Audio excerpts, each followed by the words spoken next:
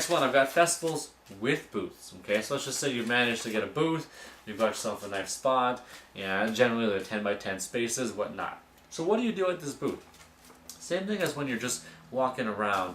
I would bring the big gloves, walk around, whatever. But one thing I found very helpful is I didn't allow any of my staff to just sit around the booth, looking around, twirling their thumbs.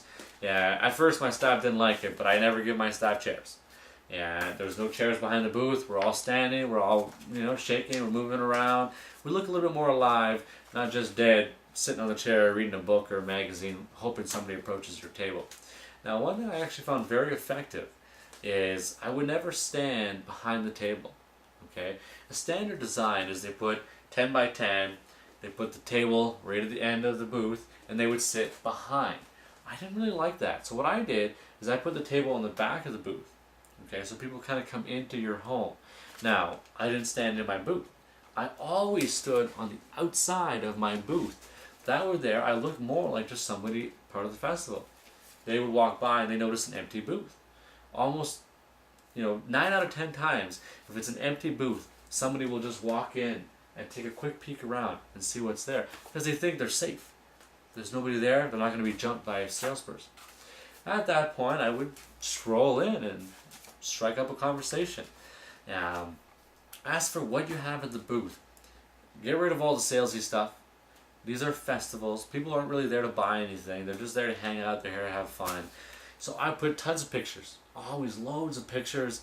And a little video if they got power. You can put a little laptop there. Lots of videos. I had a kickboxing gym, so we had the giant gloves. Kids could try the gloves on. We had, if it was a family-oriented festival, I would get rid of all the fighting stuff. I would put all just family stuff. If it was a teens festival, I would get rid of all the teen stuff, or get rid of all the adult stuff and the kids stuff, and put a lot of teens-oriented stuff. So I would try and gear my marketing based on the festival itself. I had, punching bags and whatnot. I would bring all that, and I would really make the booth full. Nothing bugs me more than when I see somebody who paid $300 for a 10 by 10 booth, and they got one table, and that's it. Okay. If you really want to get fancy, like we had our debit terminal was wireless and it ran by the cell phone, so I could bring it anywhere.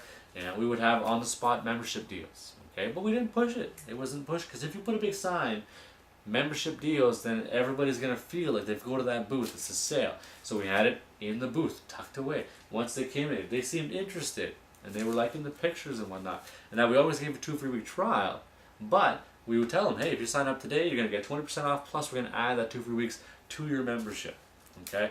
So it's a lot more engaging than the standard table at the end where you just walk by, grab a pamphlet, keep going. This one here, you're inviting them into your house, you have a little more fun. It's a lot of fun that way.